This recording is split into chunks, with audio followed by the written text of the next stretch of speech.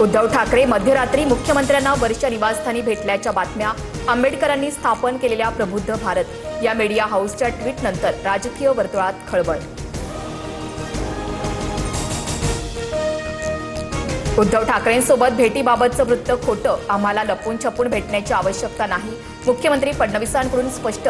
तर खोट्या बातम्या पसरवणाऱ्या हँडल्सना नोटीस पाठवणार असल्याचा इशारा.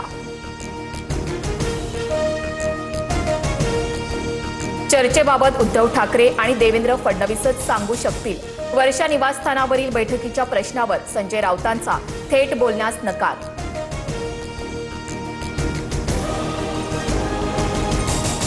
खासदार संजय जाधव उद्धव ठाकरेंची साथ सोडणार असल्याच्या चर्चा. परभणीसह मातोश्रीवरील बैठकीतही जाधवांची अनुपस्थिती.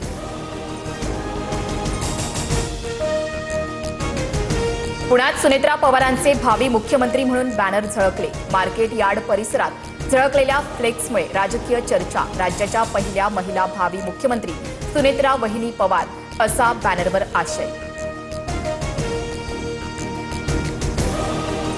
छत्रपती शिवाजी महाराज युद्ध करताना थकले. शिवरायांनी मुकुट उतरवून रामदास स्वामींकडे राज्य सोपवण्याची इच्छा व्यक्त केली होती. बागेश्वर बाबाचा दावा.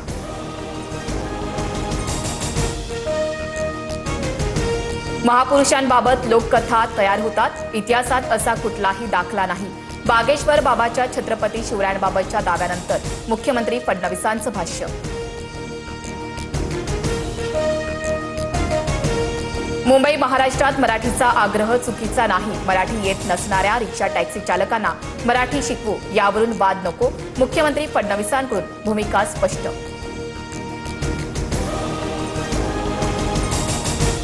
मराठी शिकायला रिक्षा टॅक्सी चालकांना अडचण नाही. मग संजय निरुपमांना का? संदीप देशपांडेंचा सवाल.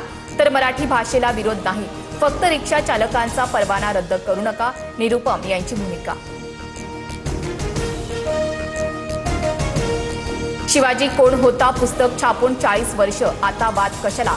अशा पद्धतीनं शिवराळ भाषा वापरणं योग्य नाहीच. मुख्यमंत्री फडणवीसांनी संजय गायकवाड यांना सुनावलं. तर गायकवाड यांना समज दिली आणि त्यांनी माफीही मागितली. शिंदेंची प्रतिक्रिया. कोल्हापुरातील राजारामपुरी पोलीस ठाण्यात संजय गायकवाड यांच्या विरुद्ध अदखलपात्र गुन्हा दाखल. आंबी कुटुंबियांचा मात्र विरोध.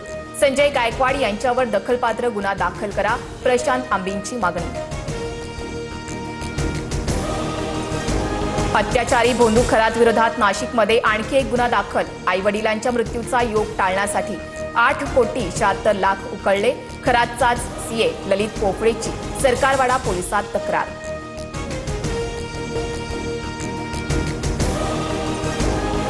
पुण्यात मद्यधुंद तरुणानं रस्त्यावर उभी असलेली पीएमपीची बस चालवली. व्हिडिओ समोर. पोलिसांच्या सतर्कतेनं अनर्थ टळला. तरुणाला ताब्यात घेतलं.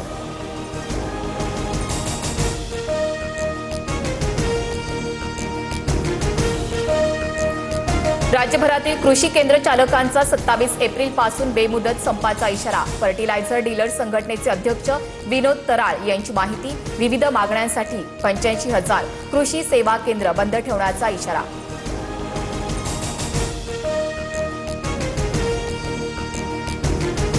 विदर्भात उष्णतेची तीव्रता कायम. अकोला अमरावतीचं तापमान 45 अंशांवर. तर नागपूर गोंदिया 44 अंश सेल्सिअस तापमानासह दुसऱ्या स्थानी. येत्या काही दिवसात तापमान आणखी वाढण्याची शक्यता.